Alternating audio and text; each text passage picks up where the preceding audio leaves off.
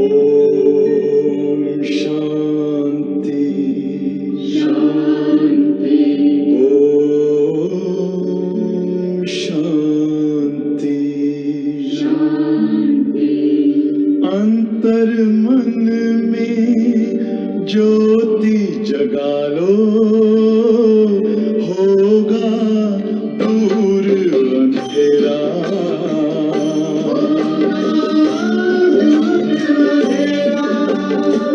शिव का कर लो ध्यान, आ रहा पावन पुण्य सवेरा।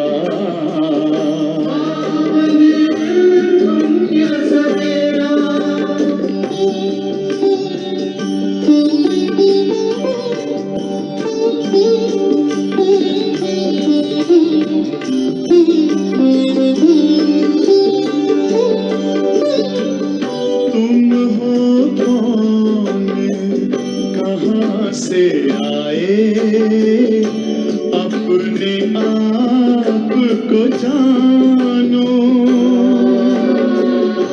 राजयोग के द्वारा अपना परम पिता पहचानो। इसी राजपथ पर चलकर तुम पालो अपना बसेरा।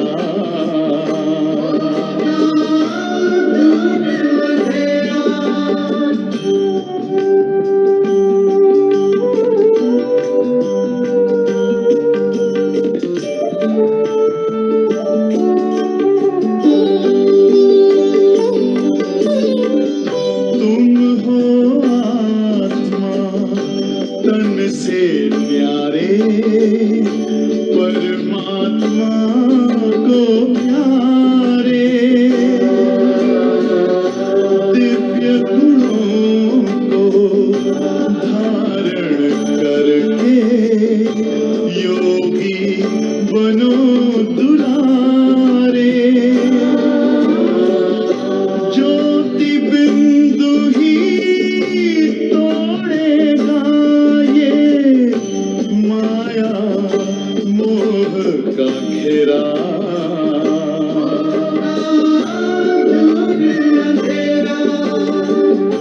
अंतर मन में ज्योति जगा लो, होगा दूर अंधेरा।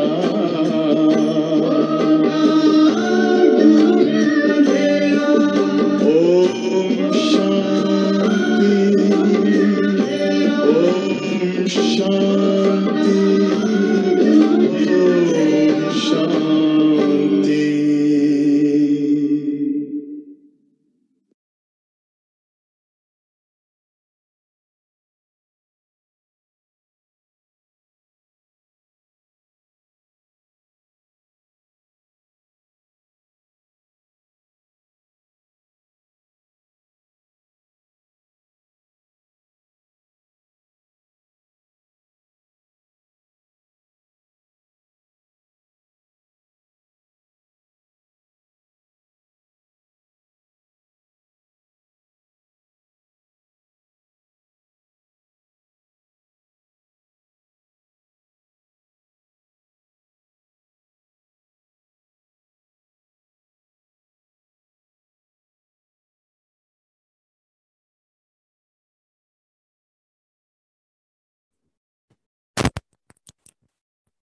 ओम शांति।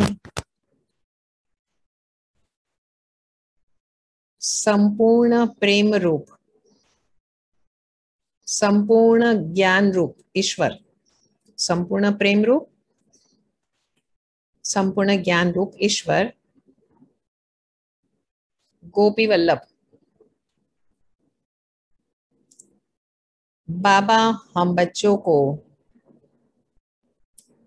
अंतर्मुखी बनाते हैं।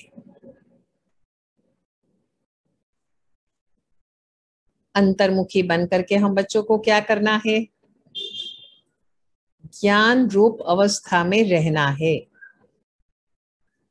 और क्या करें, ज्ञान रूप अवस्था में रह करके जो भी बाबा हमें मुरली में सुनाते हैं वो सारे महावाक्य जो भी है सारे, वो सारे महावाक्य बाबा ने कहा कि धारणा करें। जो बाबा कहते हैं वो धारण करें हम बच्चे। और हमारा मन और दिल क्या है, मंदिर है। तो उसमें क्या करें, ईश्वरीय गुणों रूपी मूर्तियों से सजा दे दिल रूपी मंदिर को। मंदिर को सजाते हैं ना, मूर्ति को भी सजाते हैं, मंदिर को भी सजाते हैं। तो हम ये मन रूपी मंदिर में, दिल रूपी मंदिर में क्या करें, ईश्वरीय गुण रूपी मूर्ति से सजा दे। और क्या करें, पवित्र संकल्प करें। पवित्र संकल्प की खुशबू हम फैलाएं। अशुद्ध संकल्प हमारे उत्पन्न ही ना हो। हम सर्वोत्तम सच्ची सेवा करें। बाबा ने कहा अंतर्मुखी बनोगे तो बहुत कल्याण उसमें समाया हुआ है। हम अचल बने, स्थिर बने, धैर्यवत बने, निर्माण चित बने और दैवी गुणों की धारणा करें। हमारी ज्ञानमय अवस्था से बहुत फायदा होगा। दूसरी महत्व की बात कि हमें निर्मोही बनना है, निर्लोभी बनना है। तो गुण है निर्मोह, निर्लोभ, निर्भय, धैर्यता और निरअहंकार। ये 5 बातें कही है। निर्मोह, निर्लोभ, निर्भय, धैर्यवत और निरअहंकार। अर्थात हमें क्या बनना है, संपूर्ण शुद्ध बनना है। और क्या करें, डिवाइन सेवा करें। हम सावधान रहे। बाबा ने आज बहुत सुंदर बात कही है कि अशुद्ध संकल्पों को हम भस्म कर दे और इतने हम सावधान रहे कि दिव्य सेवा ही करते रहे। सेवा करे, सेवा बहुत प्रकार की होती है। हमें तो दैवी गुणों से भरपूर जो सेवा है वो करनी है, क्योंकि हमारा तो अलौकिक कर्तव्य है ना, दुनिया में लौकिक कर्तव्य होता है।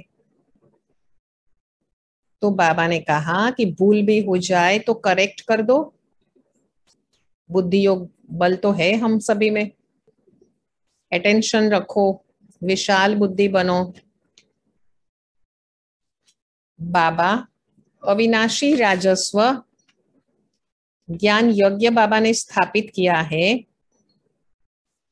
तो हम तन को, मन को, धन को संपूर्ण रीति से इस यज्ञ में स्वाहा कर दे। हम समर्पित बच्चे हैं ना, तो स्वाहा बाबा और अशुद्ध संकल्पों को शांत कर दे।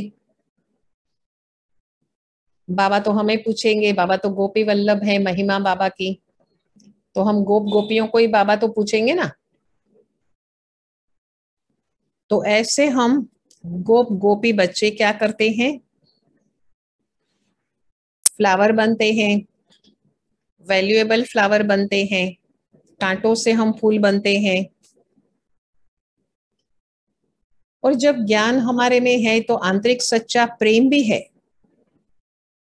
तब तो हम संपूर्ण बनेंगे। तो बाबा ने कहा बच्चे चैतन्य फूल हो आप तो हर्षित रहो हमेशा। मुख हमारा कैसा होना चाहिए, हर्षित, जो सेवा करता। और क्या करे, बाबा ने एग्जाम्पल दिया है निर्दोष छोटे बच्चों का, कि निर्दोष छोटे बच्चे जो होते हैं वो क्या करते हैं। निर्दोष छोटे बच्चे जो होते हैं ऐसे हम बन जाए। कैसे वो हंसते हैं, निर्दोष छोटे बच्चे जो होते हैं वो कैसे हंसते हैं, तो ऐसे हम बने। रमणीक जीवन हो हमारा ईश्वरीय। और साथ साथ ये भी बात है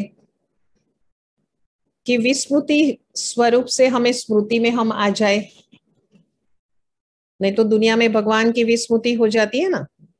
तो आज कहा है क्रोध से मुक्त होना है, शांत चित्त रहना है, बालक और मालिक की याद बताई। बहुत सारी बातें हैं आज मुरली में धारणा युक्त, जो बाबा की मुरली में सुनेंगे हम। एक्टर बच्चे, साक्षी बच्चे, हमारा सोमान है एक्टर और साक्षी, कि कैसे हम बच्चे साक्षीपन की अवस्था में रहेंगे तो अति मीठे बनेंगे, रमणीक बनेंगे और सुंदर हम बनेंगे।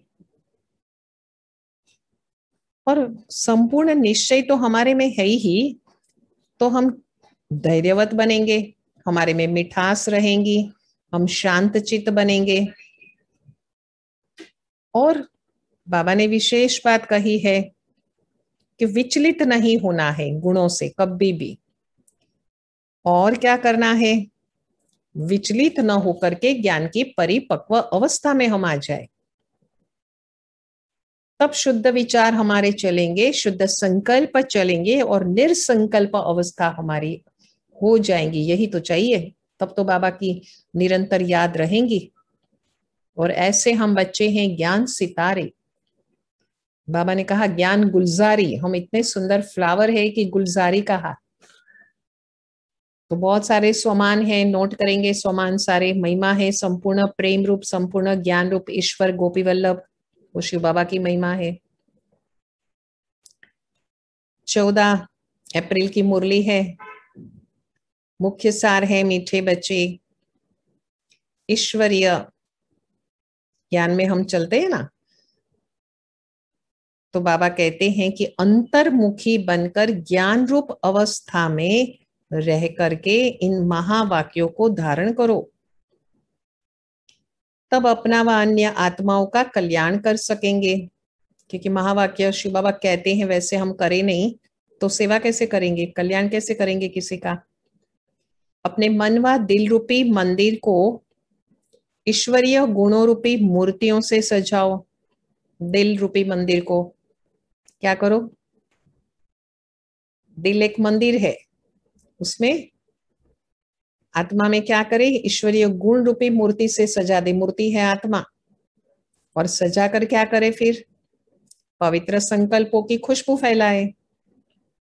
मूर्ति को हार भी चढ़ाते ना फ्लावर्स का।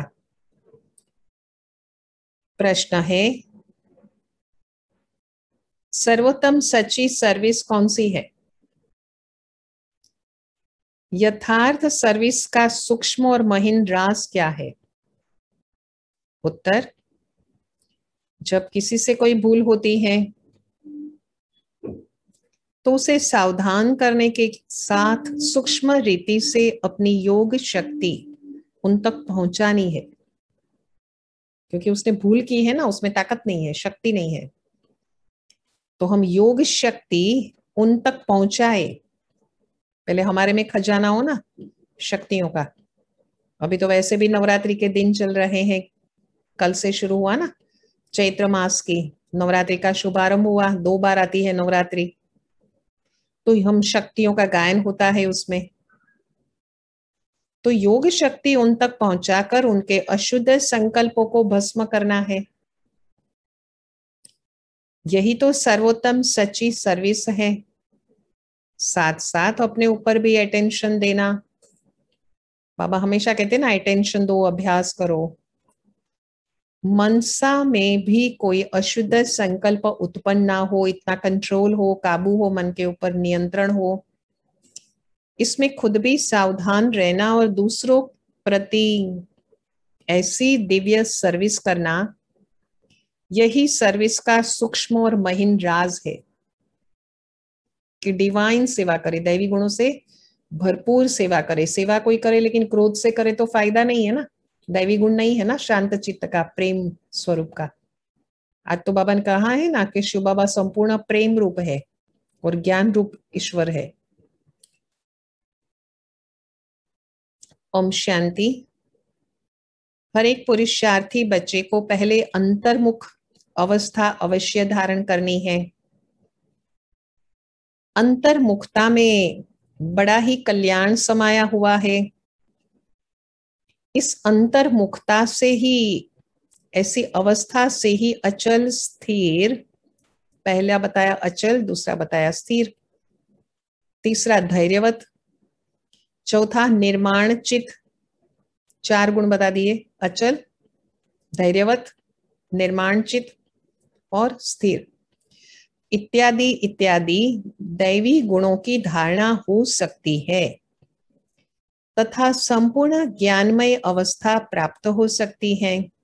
अंतर्मुख न होने के कारण वह संपूर्ण ज्ञान रूप अवस्था नहीं प्राप्त होती। क्यों?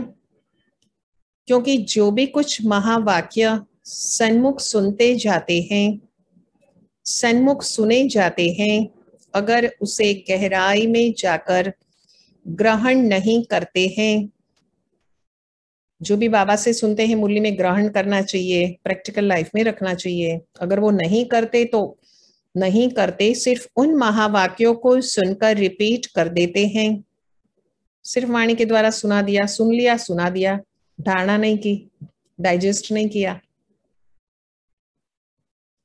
तो वो महावाक्य वाक्य हो जाते हैं, तो उसकी कोई वो नहीं रहती है वैल्यू।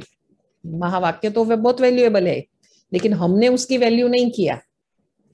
तो बाबा हमेशा कहते हैं कि हम बच्चों को हमेशा रहना है अंतर्मुखी। मुख में सारी कर्म इंद्रियां है और मनुष्य परमात्मा को कहते रहते हैं कि हम तो आपके दास हैं, वो वाणी से बोलते रहते हैं, लेकिन ऐसा बोलने के बजाय हम अपना मुख आत्मा की ओर करें। दास की इसमें कोई बात नहीं है। तो क्या करें हम? मुख सारे शरीर के अंदर मुख्य होता है, तो शरीर के हमारे जो भी सारे मुख के अंदर कर्म इंद्रियां है, देखने की आंखों के द्वारा, कानों के द्वारा सुनने की, बोलने की, खाने पीने की, ये सारी कर्म इंद्रियां तो मुख में है, और सोचने की आत्मा भी तो यहाँ पर है, तो मन भी सूक्ष्म कर्म इंद्रिय है, मन बुद्धि वो भी तो मुख में है, मस्तिष्क में ही है ना सारा। तो ये सारी जो मुख्य इंद्रियां है, उसका हमें क्या करना चाहिए, कैसे यूज करना चाहिए? श्रेष्ठ कर्म में यूज करना चाहिए। जब हम श्रेष्ठ कर्म में ये सारा यूज करते हैं तो हम सुख के भागी बन सकते हैं, सुख मिल सकता है हमें। और कहा जाता है कि मस्तिष्क के द्वारा ही कोई विकर्म करने की बातें सोचते हैं पाप की, तो आंखों के द्वारा ही ऐसे कर्म कर लेते हैं, क्रोध में आ जाते हैं, लोभ और मोह अहंकार में भी आ जाते हैं, कानों द्वारा भी ऐसी जो उत्थान नहीं परंतु पतन करने वाली जो है आत्मा को ऐसी बातें सुन लेते हैं, मुख द्वारा कड़वे वचन बोल देते हैं, दुखदायक वचन बोल देते हैं। तो जो भी सारा है, खान पान में भी कभी व्यसन हो जाता है, अशुद्ध खान पान करते हैं मुख द्वारा, व्यसन का सेवन कर लेते हैं, तो ये सब दुख के भागी बन जाते हैं। तो इसलिए बाबा कहते हैं कि शरीर के अंदर हमारे जो आत्मा है, तो आत्मा को जब मनुष्य सही रीति से नहीं जानते हैं तो फिर वो बाहरमुखी रहते हैं, और हमें हमेशा रहना है अंतर्मुखी। अगर हम बाहरमुखी रहते हैं तो हमारा ही जीवन जो है वो जीवन हम गंवा देते हैं। तो इसलिए उसका भाव अर्थ जो बाबा ने आज कहा है अंतर्मुखी बनने के लिए, वो हमें बहुत अच्छी तरह से समझना चाहिए कि कैसे हम बचे। आंखों के द्वारा सी नो इविल, मुख के द्वारा टॉक नो इविल, कानों के द्वारा हियर नो इविल, मन के द्वारा थिंक नो इविल। तो हम जो है वो ये धारणा करें, ये शिक्षा बाबा ने हमें इसलिए दी है कि हम अंतर्मुखी बने। तो इन सारी बातों से हम ऐसा नहीं कि विमुख हो जाए, माना इसके ऊपर हम अटेंशन ध्यान न दे, ये हमें बिल्कुल नहीं करना है। अंतर्मुखी से विपरीत हमें कुछ भी नहीं करना है बिल्कुल, और ही हमेशा अंतर में हम स्थित हो जाएंगे, अंतर जगत की यात्रा हम करेंगे और हमारे जीवन में हम कल्याण कर पाएंगे। तो इसीलिए बाबा कहते हैं कि कैसे हम बचे, मैं आत्मा हूं ये याद रखे, और बहुत अच्छी तरह से मस्तिष्क में आंखों के द्वारा जो बातें हमने देखी उसके ऊपर विचार शुरू हो गए। कानों के द्वारा, जैसे कैमरा होता है ना, वो क्या करता है, फोटोग्राफ ले लेता है तो मस्तिष्क में पहुंचा देता है। फिर तो आंख भी हमारा कैमरा की तरह है, और कान भी क्या करता है, सुन लेता है और मस्तिष्क को पहुंचा देता है। तो हम तो चैतन्य आत्मा है। हमें तो इन कर्म इंद्रियों को, आंखों को, कानों को, मुख को कंट्रोल करना चाहिए और श्रेष्ठ व्यवहार करना चाहिए। और हमेशा हमें याद रहे कि मैं एक भ्रुकुटी के बीच में आत्मा हूं। तो बहुत इजीली हम बच्चे अंतर्मुखता को अच्छी तरह से हम धारण कर पाएंगे। और इसका भावार्थ जब हम समझते हैं तो हम निरीक्षण करेंगे, हम चेकिंग करेंगे कि हमारे में कोई विकल्प, अशुद्ध संकल्प तो नहीं आता है। तो इस बात का हम ध्यान रखेंगे कि बाहरी जगत को ही हमारी आंखें देखती है क्या, आत्मा को नहीं देखती। तो ये सारी बातें हम बहुत अच्छी तरह से जीवन में धारण कर पाएंगे। अगर हम अंतर्मुखी बन जाते हैं तो फायदा ही फायदा है। इसलिए बाबा हमको कहते हैं कि बच्चे ये अभ्यास करो। और कहा जाता कि माया के चमत्कार की अति को देखकर कि अब अंतर का ध्यान करने से ही हम बन जाएंगे अंतर्मुखी। बाकी तो बाहर का पोम पोर्शो तो बहुत होता है दुनिया में। तो अंतर्मुखी की बात पर बहुत ध्यान देंगे। अंतर्मुख न होने के कारण वह संपूर्ण ज्ञान रूप अवस्था नहीं प्राप्त होती, क्योंकि जो भी कुछ महावाक्य सन्मुख सुने जाते, अगर उसे गहराई में जाकर के ग्रहण नहीं करते हैं, सिर्फ उन महावाक्यों को सुनकर के रिपीट कर देते हैं, तो वो महावाक्य वाक्य हो जाते। जो ज्ञान रूप अवस्था में रह करके महावाक्य नहीं सुने जाते, उन महावाक्यों पर माया का परछाया पड़ जाता।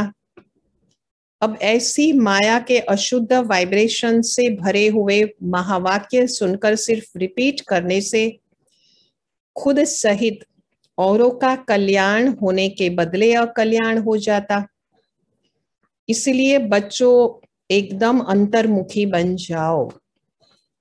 आपका ये मंदिर सदृश्य है। जैसे मंदिर में सदैव खुशबू आती है, ऐसे मन मंदिर जब पवित्र बन जाता है तो संकल्प भी पवित्र इमर्ज होते हैं।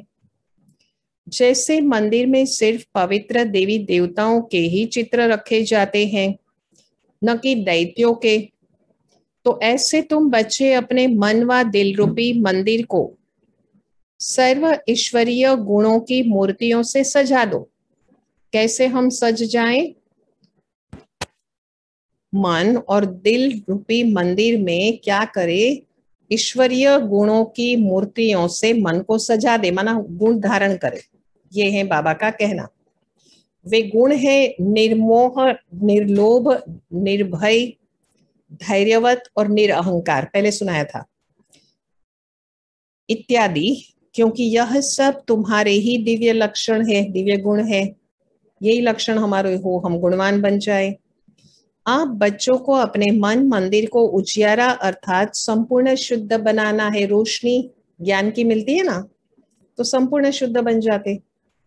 तो जब मन मंदिर उजियारा बने, तभी अपने उजियारे प्यारे वैकुंठ देश में वो चल सके।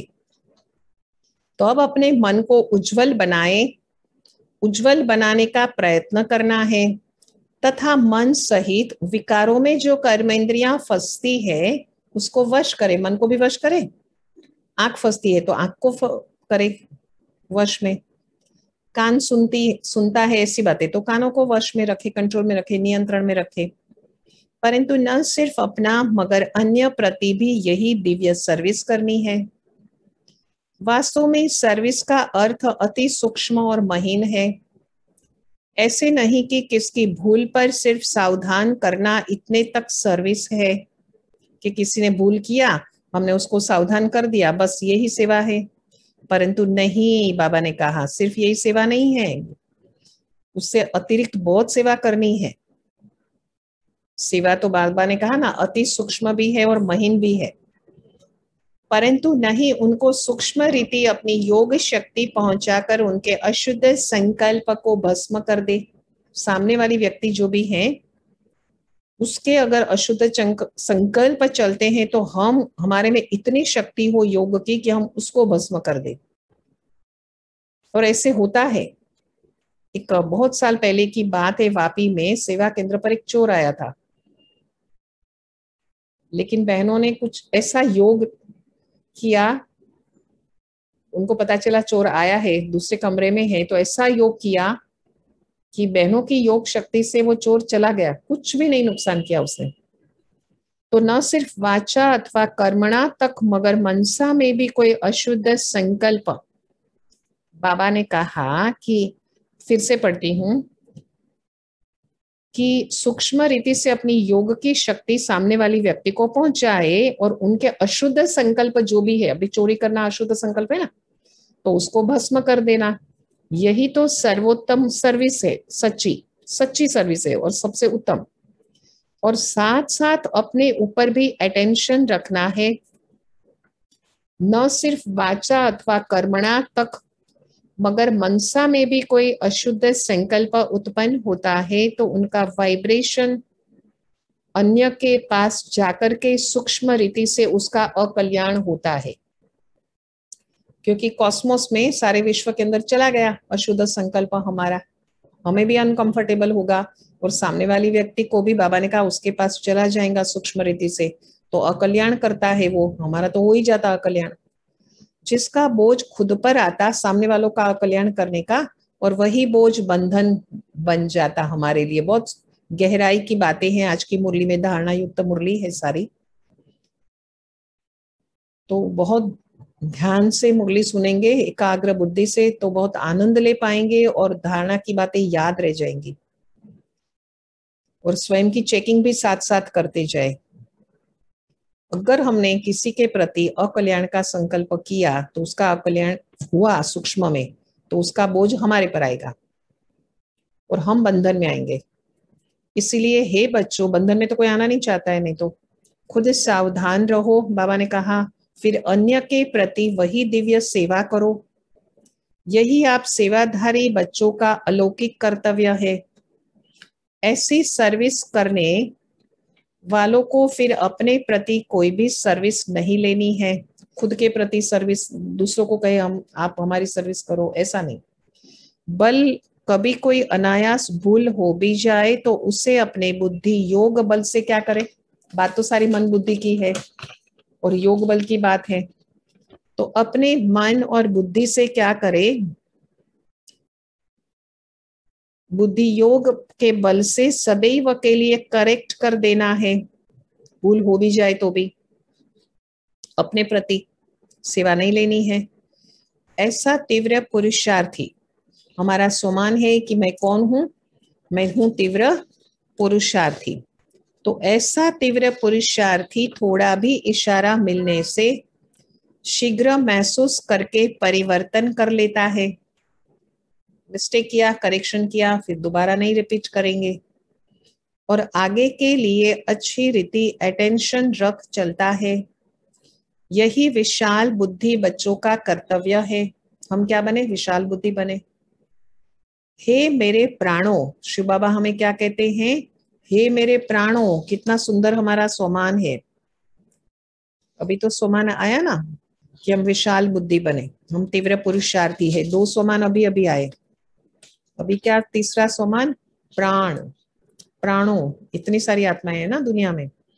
परमात्मा द्वारा रचे हुए इस अविनाशी राजस्व ज्ञान यज्ञ प्रति तन मन धन को संपूर्ण रीति से स्वाहा करने का राज बहुत महीन है। जिस घड़ी आप कहते हो कि मैं तन मन धन सहित यज्ञ में स्वाहा अर्थात अर्पण हो करके मर चुका, अभी नया जन्म मिला ना, स्वाहा कर दिया तन मन धन मन वचन कर्म, तो उस घड़ी से लेकर के बाबा ने कहा था ना संडे की मुरली में बहुत सुंदर बात कही थी कि तन तंदुरुस्त, मन खुश, धन अथाह धन, भरपूर धन, और संबंधों में निस्वार्थ स्नेह। तो मैं तन मन धन सहित यज्ञ में स्वाहा अर्थात अर्पण होकर मर चुका, नया जन्म मिला ज्ञान में आने से। उस घड़ी से लेकर अपना कुछ भी नहीं रहता। उसमें भी पहले तन मन को संपूर्ण रीति से सर्विस में लगाना। क्या करें हम? संपूर्ण रीति से मन को सेवा में लगाए। जब सब कुछ यज्ञ अथवा परमात्मा के प्रति है तो फिर अपने प्रति कुछ भी नहीं रहता। हमारे लिए हम नहीं है, हम औरों के लिए हैं, औरों की सेवा में है। धन भी व्यर्थ नहीं गंवा सकते, मन भी अशुद्ध संकल्प विकल्प तरफ दौड़ नहीं सकता है। माना विकल्प करना ही नहीं है, ये लीकेज है। व्यर्थ संकल्प करना, विकल्प करना, ये बहुत बड़ा लीकेज है। तो हमें ये लीकेज में आना ही नहीं है, हम करे ही नहीं, नहीं तो हमारी शक्ति जो है वो बहुत कम हो जाएगी। व्यर्थ संकल्प भी तब आता है जब क्यों हुआ, क्या हुआ, कैसे हुआ, कौन किया, तो ये सारे क्यों की लाइन लग जाती है ना। तो क्यों क्यों करने वाले को गुलजार दादी कहती है वो कौवा है। दादी ने ऐसे ही कहा कि वो कौवा बना देता है हमको। काका क्या क्या क्या क्या हुआ, ऐसा कौवा भी ऐसे ही करता है ना। तो कहा तन मन को संपूर्ण रीति से सेवा में लगाना है। मन भी अशुद्ध संकल्प विकल्प तरफ दौड़ नहीं सकता क्योंकि परमात्मा को अर्पण कर दिया। अब परमात्मा तो है ही शुद्ध शांत, शांति के सागर है वो तो परमात्मा। तो इस कारण अशुद्ध संकल्प स्वतः शांत हो जाते हैं। अगर मन माया के हाथ में दे देते हो तो माया तो वैरायटी रूप से दे दिया हमने, मन माया को खुली छुट्टी दे दी, माया भले आ जाओ बैठ जाओ हमारे मन में। तो क्या होगा? उसके कारण अनेक प्रकार के विकल्प उत्पन्न करके माया तो विकल्प उत्पन्न कराएंगी और मन रूपी घोड़े पर सवारी करती है माया। कितनी सुंदर बात कही। मन है घोड़ा। मन तो कल सुनाया था ना कि कैसे हाथी की सूंड हिलती रहती है, ऐसा मन चंचल होकर के यहाँ वहां के विचार करता रहता है। अगर किसी बच्चे को अभी तक भी संकल्प विकल्प आते हैं ज्ञान में आने के बाद, तो समझना चाहिए अभी मन पूर्ण रीति से स्वाहा नहीं हुआ है, समर्पित नहीं हुआ है, डेडिकेट नहीं हुए हैं। अर्थात ईश्वरीय मन नहीं बना है। इसीलिए सर्व त्यागी बच्चे, हमारा स्वमान है, नोट करेंगे, सर्व त्यागी बच्चे इन गुह्य राजों को समझकर कर्म करते साक्षी होकर, मैं साक्षी हूं, यह हमारा स्वमान है कि मैं साक्षी हूं। खुद को देख बहुत खबरदारी से चलो, मन को खबरदारी से चलाओ। स्वयं गोपी वल्लभ शिव बाबा की महिमा आज याद रखेंगे सारा दिन। गोपी वल्लभ शिव बाबा, तुम अपने प्रिय गोपियों को, गोपी वल्लभ बाबा अपने प्रिय गोपियों को समझा रहे हैं। हम, हमारा स्वमान है, हम गोपी है कि तुम हरेक का वास्तविक सच्चा प्रेम कौन सा है। हे प्राणों, स्वमान हमारा प्राण है हम। हे प्राणों, कहते ना आप, बाबा को हम भी कहते हैं ना आप प्राणों से प्यारे हो, बाबा की महिमा करते हैं हम। तो बाबा ने भी हमको कहा, हे प्राणों, तुम्हें एक दो की प्रेम भरी सावधानी को स्वीकार करना है, प्रेम से व्यवहार करना है, क्योंकि जितना प्रिय फ्लावर उतना ही श्रेष्ठ परवरिश करनी होती है उसकी। फ्लावर को वैल्यूएबल बनाने अर्थ माली को कांटों से निकालना पड़ता है, कांटों को निकालना पड़ता है, और कांटों से फ्लावर को भी निकालना पड़ता है ना। गुलाब का फ्लावर तो कांटों में होता।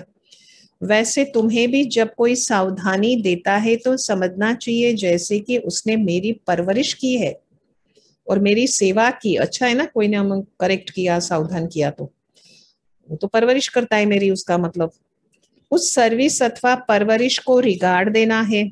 यही संपूर्ण बनने की युक्ति है कि रिगार्ड दो जिसने आपको कुछ करेक्शन कराया, कुछ कहा। यही ज्ञान सहित आंतरिक प्रेम है सच्चा। आंतरिक सच्चा प्रेम होना चाहिए सबके साथ। इस दिव्य प्रेम, ये दिव्य प्रेम है। आंतरिक प्रेम, आत्मिक प्रेम जो है ना वो दैवी गुणों से भरपूर है, तो उसको कहेंगे दिव्य प्रेम। एक दो के लिए बहुत रिगार्ड होना चाहिए, लव एंड रिगार्ड तो होना ही चाहिए ना। हर एक बात में पहले खुद को ही सावधान करना है, यही निर्माण चित नम्रता का स्वभाव। अति मधुर अवस्था है, हमेशा नम्र बनना है तो मधुर अवस्था कहेंगे उसको।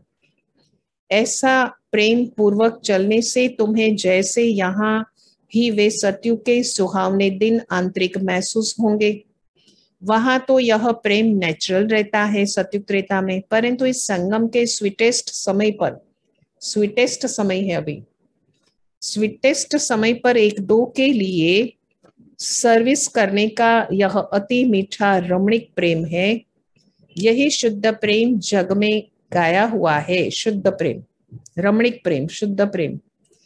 तुम हर एक चैतन्य फूलों को हरदम हर्षित मुख होकर के रहना है, क्योंकि निश्चय बुद्धि होने के कारण, हमारा स्वमान है हम हर्षित मुख है, निश्चय बुद्धि होने के कारण तुम्हारी नस नस में संपूर्ण ईश्वरीय ताकत समाई हुई है। ऐसी आकर्षण शक्ति अपना दिव्य चमत्कार अवश्य निकालती है। आकर्षण शक्ति है ना, जिसमें गुण है तो आकर्षित होते हैं। जैसे छोटे निर्दोष बच्चे कैसे आकर्षित करते हैं औरों को, बुलाता नहीं है तो भी लोग उसके पास जाते हैं। शुद्ध पवित्र होते हैं इसलिए होता है ऐसा, इसलिए आकर्षण होता है। शुद्ध पवित्र होने कारण सदैव हंसते रहते हैं। श्री कृष्ण का कितना आकर्षण है, और अपने रमणीक चरित्र से सबको बहुत खींचता है। छोटा बच्चा निर्दोष है, शुद्ध है, पवित्र है। वैसे तुम हर एक की ऐसी ईश्वरीय रमणीक जीवन होनी चाहिए, निर्दोष बच्चे जैसी। इसके लिए तुम्हें किसी भी युक्ति से अपने आसुरी स्वभाव पर जीत प्राप्त करनी है।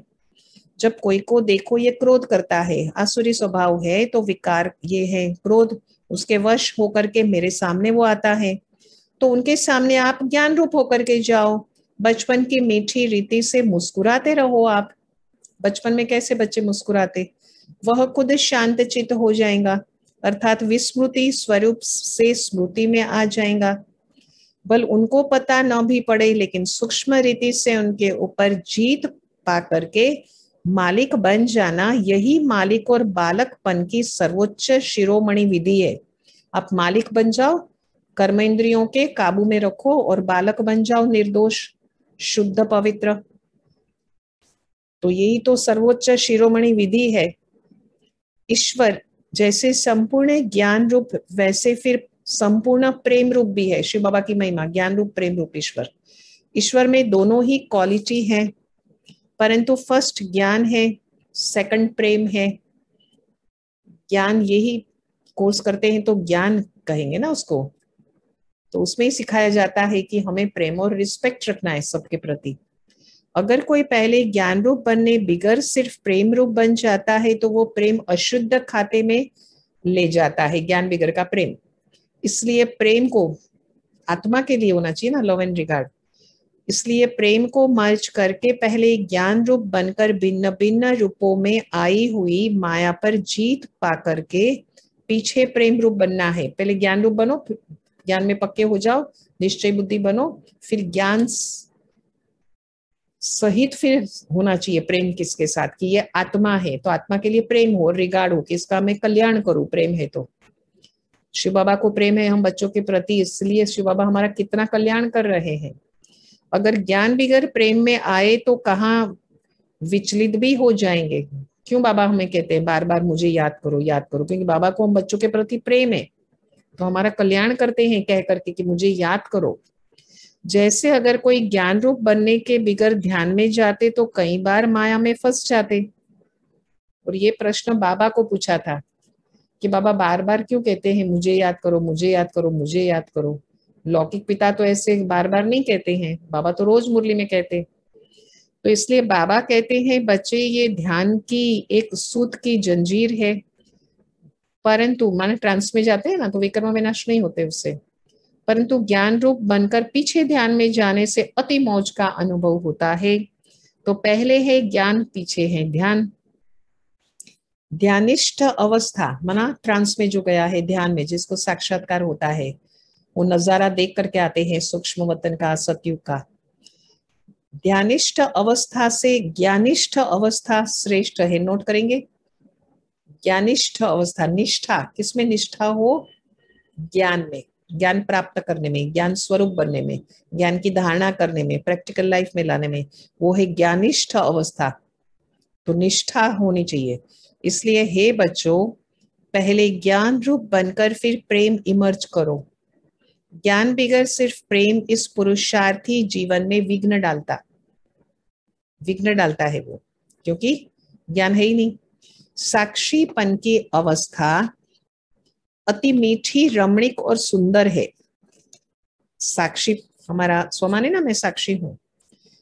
इस अवस्था पर ही आगे के जीवन का सारा मदार है। जैसे कोई के पास कोई शारीरिक भोगना आती है, बीमारी, उस समय अगर वो साक्षी सुख स्वरूप अवस्था में उपस्थित होकर उसे भोगता है, दुखी दुखी दुखी नहीं होता है, सुख स्वरूप अवस्था में, तो पास्ट कर्मों का भोग चुक्त भी करता और साथ साथ फ्यूचर के लिए सुख का हिसाब भी बनाता। अच्छा हिसाब बनेगा ना, क्योंकि वो सुखमय अवस्था में है और हिसाब किताब पहले का चुक्त भी हो गया और सुख का बनाएगा नया हिसाब। तो ये साक्षीपन की सुखरूप अवस्था पास्ट और फ्यूचर, साक्षी बनकर के बीमारी को देखा, स्वयं की बीमारी को, तो पास्ट और फ्यूचर दोनों से कनेक्शन रखती है। तो इस रास को समझने से कोई भी ऐसे नहीं कहेगा कि मेरा यह सुहावना समय सिर्फ चुक्त करने में चला गया, पुरुषोत्तम संगम युग का समय नहीं, यही सुहावना पुरुषार्थ का समय है, जिस समय दोनों कार्य संपूर्ण रीति सिद्ध होते हैं। ऐसे दोनों कार्य, कर्म भोगना भी हम भोग रहे हैं, बीमारी आई किसी को तो, और वो सुखमय अवस्था में है तो फ्यूचर भी अच्छा बनाया। तो ऐसे दोनों कार्य को सिद्ध करना, पास्ट और भविष्य, सिद्ध करने वाला तीव्र पुरुषार्थी है, वही अतीन्द्रिय सुख में है और अतीन्द्रिय आनंद में है, वो अनुभव करता है, उसका अनुभव में रहता, वही तो हमें करना है ना, अतीन्द्रिय सुख का अनुभव। इस वैरायटी विराट ड्रामा की हर बात में तुम बच्चों को संपूर्ण निश्चय होना चाहिए। कल भी बाबा ने कहा था ना, निश्चय होने के लिए, नहीं तो मंजिल पर कैसे पहुंचेंगे, क्योंकि ये बना बनाया ड्रामा बिल्कुल वफादार है। कहते हैं ना, ड्रामा एक्यूरेट है, कल्याणकारी है, ड्रामा एक्यूरेट है। देखो, ये ड्रामा हर एक जीव प्राणी से उनका पार्ट पूर्ण रीति से बजवाता है। बल कोई रॉन्ग है तो वह रॉन्ग पार्ट भी पूर्ण रीति से बजाता है। यह भी ड्रामा की नोंद है। जब रॉन्ग और राइट दोनों ही प्लान में नूंदे हुए हैं, कहीं समझते ना ड्रामा में ऐसा क्यों हुआ, इसका ये पार्ट ऐसा रॉन्ग क्यों है, तो बाबा समझा रहे हैं कि कोई भी बात में रॉन्ग और राइट दोनों ही समझो है, प्लान में नूंदे हुए हैं, किसी का रॉन्ग पार्ट चलता है, तो फिर कोई बात में हमें संशय नहीं उठाना है। ये कोई ज्ञान नहीं है संशय उठाना, हर एक का अपना पार्ट है, क्योंकि हर एक एक्टर है, हमारा स्वमान है कि हम एक्टर हैं और अपना अपना पार्ट बजा रहा है हर एक एक्टर। जैसे बायोस्कोप होती है सिनेमा पिक्चर, उस ड्रामा, उसमें अनेक भिन्न भिन्न नाम रूपधारी एक्टर्स अपनी अपनी एक्टिंग करते हैं, तो उनको देख किससे नफरत आ जाए, किसी से हर्षित हम हो जाए, ऐसा नहीं होता। पता है ना कि ये खेल है जिसमें हर एक को अपना अपना गुड और बैड, जो भी है अच्छा या बुरा, ऐसा हर एक को अपना अपना पार्ट मिला हुआ है खेल में। वैसे ही इस अनादि बने हुए बायोस्कोप में, ये विश्व सारा ड्रामा है, बायोस्कोप है, उसमें भी साक्षी होकर एक रस अवस्था से हर्षित मुख होना है और देखते रहना है।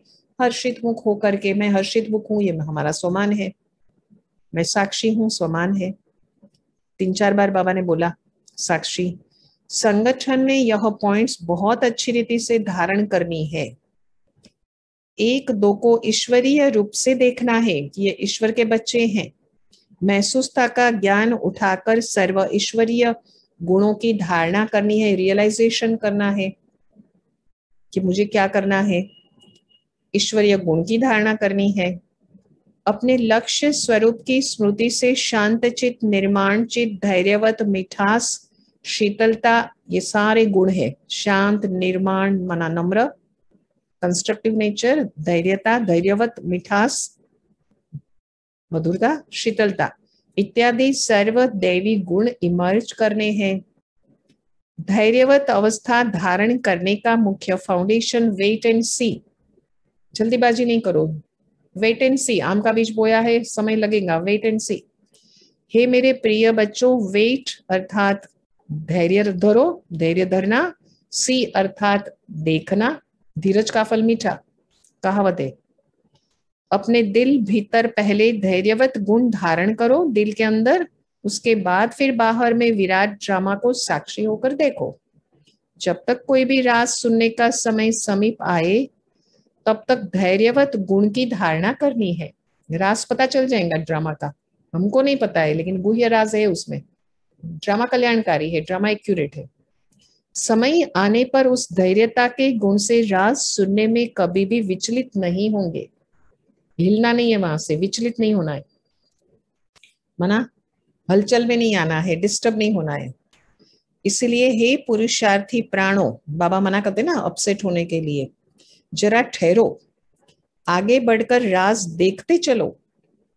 इस ही धैर्यवत अवस्था से सारा कर्तव्य संपूर्ण रीति से सिद्ध होता है। यह गुण निश्चय से बांधा हुआ है, निश्चय बुद्धि हम है, धैर्यता का गुण है हमारे में, तो वेट एंड सी हम करें, साक्षी बनकर देखें। ऐसे निश्चय बुद्धि साक्षी दृष्टा होकर हर खेल को हर्षित चेहरे से देखो और देखते हुए आंतरिक धैर्यता धैर्यवत बनो और अडोल चित रहना है। यही ज्ञान की परिपक्व अवस्था है, मैच्योरिटी है, जो अंत में संपूर्णता के समय, अंतिम समय में कैसे होगा? धैर्य तो धरना पड़ेगा, साक्षी होके देखना पड़ेगा। तो बाबा कहते जरा ठहरो, राज समझो। संपूर्णता के समय अंत में प्रैक्टिकल में जो रहती है बातें, इसीलिए बहुत समय से लेकर इस साक्षीपन की अवस्था में स्थित रहने का परिश्रम करना है, माना मेहनत करनी है, पुरुषार्थ करना है कि हम साक्षी बनकर के रहे, धैर्यता से काम ले ले। जैसे नाटक में एक्टर होता है, बाबा ने बायोस्कोप का एग्जाम्पल दिया कि बुरा अच्छा सब पार्ट होता है, खेल है। तो आप देखो साक्षी होकर के, ऑडियंस चढ़ तो नहीं जाते स्टेज पर जाकर के कि अरे तेरा पार्ट ऐसा कैसा है, एक्टर को ऐसा तो नहीं बोलते स्टेज पर चढ़ करके। जैसे नाटक में एक्टर को अपना मिला हुआ पार्ट पूर्ण रूप बजाने, अर्थ पार्ट उसको अपना बजाना है, एक्टिंग करनी है संपूर्ण रीति से, तो क्या करेगा वो, आगे से ही रिहर्सल उसको करनी पड़ती है वो एक्टर को। वैसे तुम प्रिय फूलों को भी आने वाली, हमको ने प्रिय फूल है बाबा के, हमारा क्या सुमान है, फ्लावर तो है, लेकिन कौन से फ्लावर है? प्रिय फ्लावर। बाबा ने बताया ना आज सारी बातें, कोई करेक्शन करे तो भी कोई हर्जा नहीं हमारे जीवन में, और ही वो हमारी परवरिश कर रहा है। कितनी सुंदर बात आज कही है, कितनी गहरी बात आज कही है कि वो हमारी परवरिश कर रहा है और मेरी सेवा उसने किया, ऐसे समझो, क्योंकि उसने मुझे सावधानी दी, मुझे करेक्शन कराया। तो साक्षीपन की अवस्था में स्थित रहने का परिश्रम करना है। जैसे नाटक में एक्टर होते हैं ना, तो हम प्रिय फूलों को भी आने वाली भारी परीक्षाओं से योग बल द्वारा, परीक्षाएं तो आएंगी, तो योग बल द्वारा पास होने के लिए आगे से ही रिहर्सल अवश्य करनी है। लेकिन बहुत समय से लेकर अगर ये पुरुषार्थ किया हुआ नहीं होगा तो उस समय घबराहट में फेल हो जाएंगे। इसलिए पहला अपना ईश्वरीय फाउंडेशन पक्का रखो और दैवी गुण धारी बन जाना है, ईश्वरीय फाउंडेशन पक्का रखकर। माना बात है दैवी गुण जीवन में धारण करने की, जो भी सारे आज गुण कहे, शांति चित्त कहा, धैर्यता कहा, निर्माण चित्त कहा, बहुत सारे गुण बाबा ने यहाँ पर बताए हैं। सारे वो गुण हमें ध्यान में बहुत अच्छी तरह से, निर्माण चित्त कहा, तो ये सारे गुण हम ध्यान पे रखेंगे। शांत चित्त कहा, निर्माण चित्त भी कहा, तो हम अटेंशन दे अच्छी तरह से, निर्मोही बने, निर्लोभी बने, निर्भय बने, धैर्यवत बने, निरअहंकारी बने। ये सारे गुण हम अपने जीवन के अंदर, बाबा चाहते हैं कि हम क्या करें, उसको हम अच्छी तरह से ये सारे गुणों को धारण कर दे। यही तो बाबा चाहते हैं, मालिक बने और बालक भी बने और मिठास भी रखे, शांतचित बने, निर्माणचित, धैर्यवत, मिठास और शीतलता। ज्ञान स्वरूप स्थिति में स्थित रहने से स्वतः शांत रूप अवस्था हो जाती। जब ज्ञानी तो आत्मा बच्चे इकट्ठे बैठकर मुरली सुनते तो चारों तरफ शांति का वायुमंडल बन जाता। कितना सुंदर वातावरण बनता है ना संगठन में, क्योंकि वे कुछ भी महावाक्य सुनते हैं तो आंतरिक डीप गहराई में चले जाते। गहराई में जाने के लिए आंतरिक उन्हों को शांति की मीठी महसूसता होती डीप जाने से। अब इसके लिए कोई खास बैठकर मेहनत नहीं करनी पड़ती है, परंतु ज्ञान की अवस्था में स्थिर रहना होता है, तो यह गुण अनायास आ जाता स्थिर रहने से, कंसंट्रेशन से। सुनेंगे तो तुम बच्चे जब सवेरे सवेरे उठकर एकांत में बैठते हो तो शुद्ध विचारों रूपी लहरें उत्पन्न होती हैं। उस समय बहुत उपराम अवस्था होनी चाहिए। हम उपराम है, हमारा सोमान है, हम ज्ञान स्वरूप है, सोमान है, एक्टर है, सोमान है। फिर अपने निज मना स्वयं के शुद्ध संकल्प में स्थित होना है, उससे अन्य सब संकल्प आप ही शांत हो जाएंगे और मन अमन हो जाएगा। मन जैसे कि है ही नहीं, व्यर्थ विचारों में, नेगेटिव विचारों में, साधारण विचारों में, अयथार्थ विचारों में। तो मन को, क्योंकि मन को वश करने अर्थ भी कोई ताकत तो अवश्य चाहिए, इसलिए पहले अपने लक्ष्य स्वरूप के शुद्ध संकल्प को धारण करो। लक्ष्य है शुद्ध संकल्प को धारण करना है। जब आंतरिक बुद्धि योग कायदे प्रमाण होगा, आंतरिक अंतर का बुद्धि योग, अंतर्मुखी की बात निकली थी ना, तो तुम्हारी यह निर्संकल्प अवस्था स्वतः ऑटोमेटिक हो जाएंगी। वही तो हमें करना है। अच्छा मीठे मीठे सिकिलदे गुलजारी, ज्ञान गुलजारी, ज्ञान सितारो, प्रतिमात पिता बाप दादा का ज्ञान प्यार और गुड मॉर्निंग। गुलजारी, ज्ञान गुलजारी, ज्ञान के गुलजार, बगीचे को कहते हैं ना गुलजार। और ज्ञान सितारे और रूहानी गुड मॉर्निंग, और रूहानी बाप की रूहानी बच्चों को नमस्ते। हम सभी रूहानी बच्चों की रूहानी बाप दादा को याद प्यार गुड मॉर्निंग नमस्ते। बाबा आपका कोटि कोटि धन्यवाद है, धन्यवाद है, धन्यवाद है। बाबा आपका लाख लाख शुक्रिया है, शुक्रिया है, शुक्रिया है। धारणा के लिए मुख्य सार पहला, अपने लक्ष्य स्वरूप की स्मृति से शांत चित, निर्माण चित, धैर्यवत, मिठास, शीतलता आदि सर्व दैवी गुण धारण करने हैं।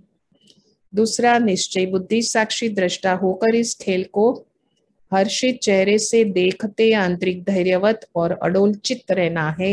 धैर्यता, अडोल चित्त, बहुत समय से लेकर के इस साक्षीपन की अवस्था में स्थित रहने का परिश्रम करना है, अभ्यास करना है, मेहनत करनी है, पुरुषार्थ करना है तीव्र। वरदान, स्नेह और शक्ति रूप के बैलेंस द्वारा, स्नेह और शक्ति दोनों का बैलेंस हो, जैसे लव एंड लो का कहते हैं ना, सेवा करने वाली सफलता मूर्त भव। जैसे एक आंख में बाबा का स्नेह और दूसरी आंख में बाबा द्वारा मिला हुआ कर्तव्य सेवा सदा स्मृति में रहे। बाबा और स्नेह, बाबा और कर्तव्य सेवा, ऐसे स्नेही मूर्त के साथ साथ अभी शक्ति रूप भी बनो। एक आंख में बाबा का स्नेह, दूसरी आंख में सेवा कर्तव्य, और बने शक्ति रूप। स्नेह के साथ साथ शब्दों में ऐसा जौहर हो, ताकत हो, शक्ति हो, जो किसी का भी हृदय विदीर्ण कर दे। जैसे माँ बच्चों को कैसे भी शब्दों में शिक्षा देती।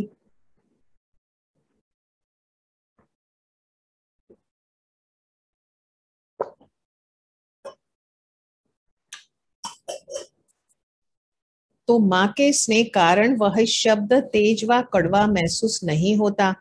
माँ शिक्षा दे रही है ना, ऐसे ही ज्ञान की जो भी सत्य बातें हैं उन्हें स्पष्ट शब्दों में दो, लेकिन शब्दों में स्नेह समाया हुआ हो तो सफलता मूर्त बन जाएंगे। और हर एक को बनना है सफलता मूर्त, हर एक चाहते हैं निर्संकल्प बने, सफलता मूर्त बने, वही हमारी मंजिल है। स्लोगन, सर्व शक्तिमान बाबा को साथी बना लो तो पश्चाताप से छूट जाएंगे। किससे छूटेंगे? पश्चाताप से। पश्चाताप करने का समय आना ही नहीं चाहिए। सर्वशक्तिमान बाबा हमारे साथी हैं। तो 14 तारीख का है आज का अशरीरी बनना अशरीरी बनना वायरलेस सेट है।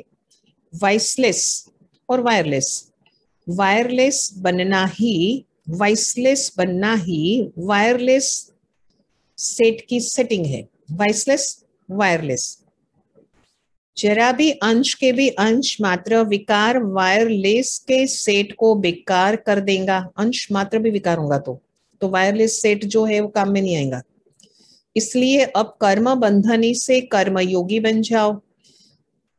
अनेक बंधनों से मुक्त एक शिव बाबा के संबंध में समझो तो सदा एवर रेडी रहेंगे। हमें रहना है, हमें बनना है कर्मयोगी, हमारा स्वमान, और हम सदा क्या रहे, एवर रेडी रहे हम। यहाँ पर सांता क्रूज वेस्ट में निर्मला बेन माता है, क्लास में आते हैं, बहुत ही निश्चय बुद्धि और ज्ञान योग धारणा सेवा में चलने वाले माता है निर्मला बेन। तो उनका बेटा मुकेश भाई नाम है और 57 इयर्स के थे और उनको अचानक हार्ट अटैक आया सुबह सुबह और देह त्याग किया है। घर में ही सुबह में उठे और हार्ट अटैक आया है। हार्ट अटैक आया तो उनके प्रति हम सभी योगदान देंगे। बहुत ही वो स्नेही थे और सेवा केंद्र पर भी आए हैं पहले, और यहाँ सांता क्रूज वेस्ट में ही रहते हैं। चामुड़ा करके यहाँ पर मकान है नजदीक में, उसमें ही रहते हैं। तो हम सभी शांति और शक्ति का दान देंगे, पूरे परिवार को हिम्मत मिले, खास विशेष उनकी युगल को हिम्मत मिले और उनका बेटा और बेटी को हिम्मत मिले। बेटी कनाडा में है, डेंटिस्ट है। और दूसरा मोहन भाई सहानी 88 इयर्स के थे तो उसने शरीर छोड़ा है।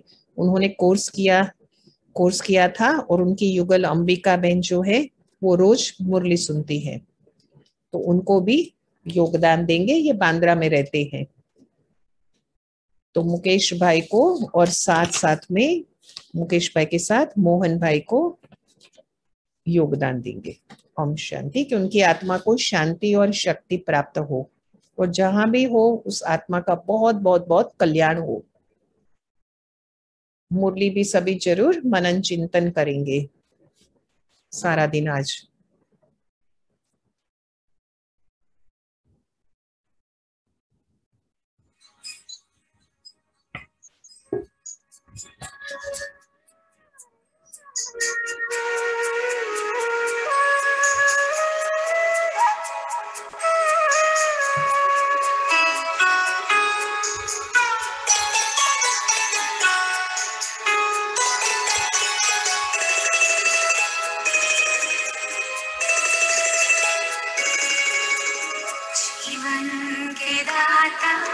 सांसों के स्वामी, ये नैया की पतवार तुमको है अर्पण। जीवन के दाता सांसों के स्वामी, ये नैया की पतवार तुमको है अर्पण। प्राणों के प्यारे बाबा हमारे, प्राणों के प्यारे बाबा हमारे, तुझे तेरा सब कुछ समर्पण समर्पण। जीवन के दाता सांसों के स्वामी, ये नैया की पतवार तुमको है अर्पण।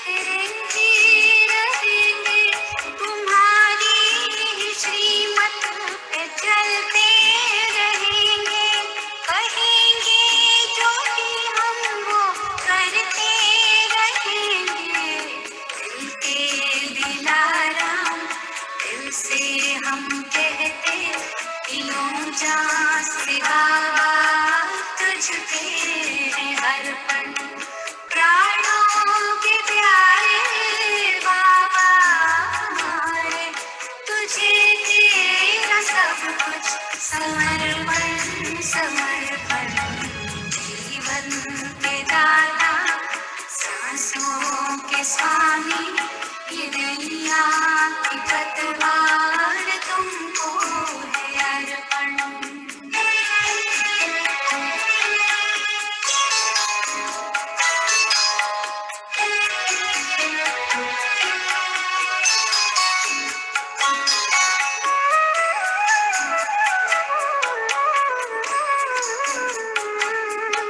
नहीं पास अपने है देने के काबिल, दाता विधाता को क्या दे सकेंगे। ये तूने हम पर है एहसान इतने कि जीवन भी देकर चुका ना सकेंगे, कि जीवन भी देकर चुका ना सकेंगे। ये मैंपन मेरापन, ये तखपन, ये जीवन, ये संकल्प हर बोल अर्पण है धड़कन।